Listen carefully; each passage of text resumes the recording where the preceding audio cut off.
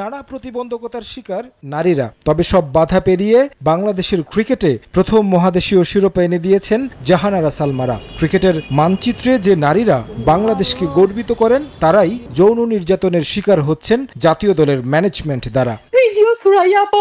চমকে দেওয়ার মতো খবর হলেও এমন গুরুতর অভিযোগ তুলেছেন বাংলাদেশ দলের সাবেক অধিনায়ক জাহানার আলম। কন্টেন্ট ক্রিয়েটর রিয়াসাত আজিমকে দেয়া সাক্ষাৎকারে জাতীয় দলের সাবেক নির্বাচক মঞ্জুরুল ইসলাম মঞ্জুর নামে অভিযোগ তুলেছেন অশ্লীল প্রস্তাবের। ওয়ার্ল্ড কাপের কিছু ম্যাচে যখন আমরা হ্যান্ডশেক করি তখন উনি হ্যান্ডশেক বাদ দিয়ে সবাইকে ধরে ধরে ওনার বুকের মধ্যে নিয়ে নিত।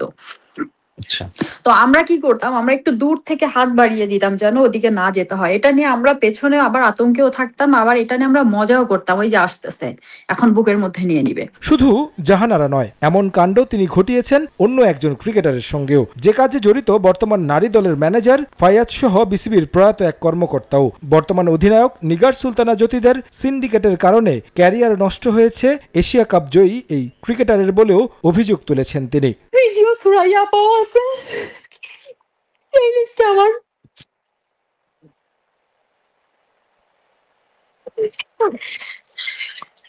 এই লিস্টে আমার ফায়াজ ভাই আছে।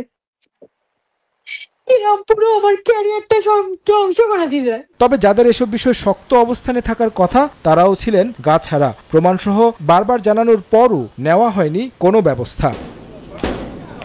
তবে বর্তমান বোর্ডও যেন ওট পাখির মতো বালুতে মাথা গুজে আছে, যেন কিছুই হয়নি। জাতীয় দলের একজন সাবেক ক্রিকেটার এমন অভিযোগ তোলার পর প্রেস বিজ্ঞপ্তি দিয়ে প্রত্যাখ্যান করা হয় সেই অভিযোগের। অথচ এই অভিযোগের তদন্ত করারও প্রয়োজন মনে করেনি, যা প্রশ্নবিদ্ধ করেছে বোর্ডের এমন নির্বিকার কাণ্ডকে।